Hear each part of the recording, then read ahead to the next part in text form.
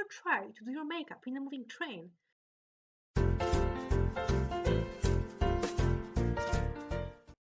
I was invited for a job interview, but it's in another country, in Wales to be precise. But I was so excited about it, and because I know that the journey will be long, I planned everything very carefully. And my journey included taking a plane, a train, and then another train. And I planned everything very, very precisely, not to be late.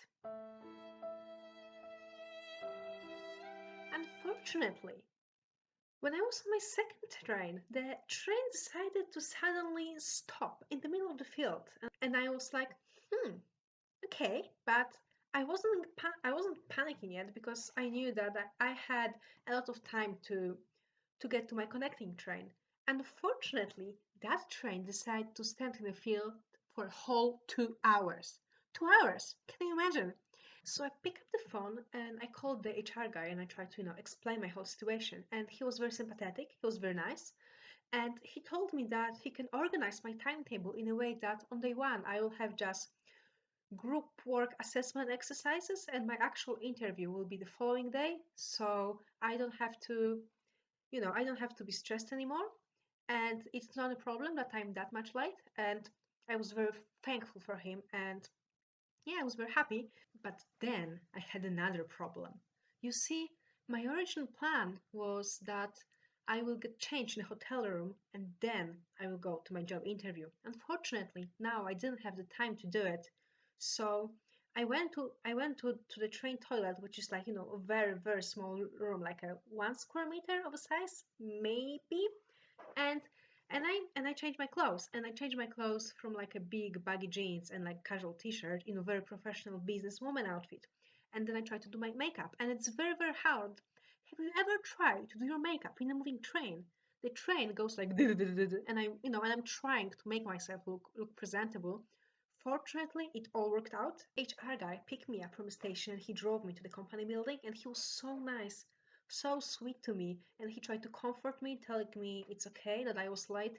But I know it was not okay. I know that being late, it's not very professional. It's a big no-no for a job interview. But I try to believe him. And then when we go to the company building, and then I entered the room, and all other interview participants were already there, and there was like 7 people in the room, I think, and I was welcomed with like a glares and a stare. And I know that they are not very happy that I'm there, and I know that they are thinking, who is this person who is late? So I take my seat, and the assessment process starts. And the first task was a game, and this was kind of a word play game, word picking game, and I was absolutely terrible at it. I was so bad. I don't know why. Maybe because English is not my first language, and all other candidates were British native speakers, and it really brought me down, and it really made me feel very, very stressed and out of place because all of them speak like fluent, perfect English, and there was me with my broken English, with my broken grammar and Polish accent. But I was like, okay, this is the engineering job.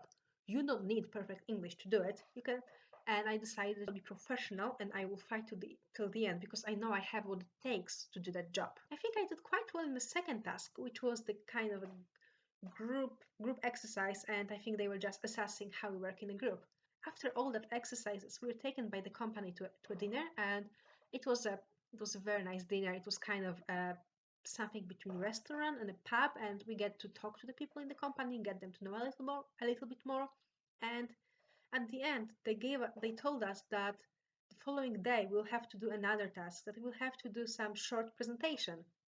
And after that, the company people left, and the other candidates they start to drink, but I was like, oh no, no, no, no, no, no, I am not drinking before my interview. So I went to my room and I started to prepare for the presentation. And I knew it has to be flawless because I was competing against English native speakers. And I'm not very good in public speaking.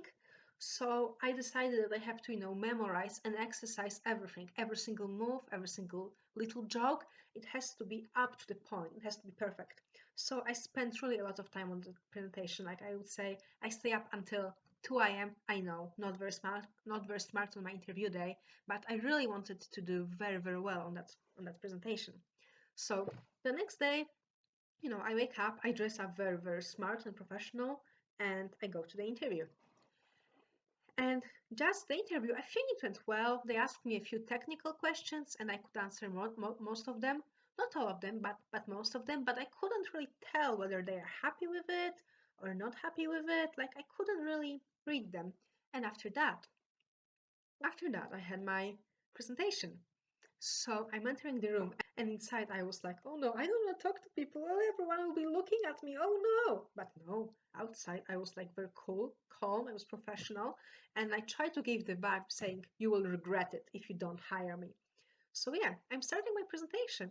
And as I speak, I can feel that the people like listening, the people interviewing me, that they approach to me, that it changes, that they start listening very carefully, and like I don't know, I could feel some kind of positive change in the room.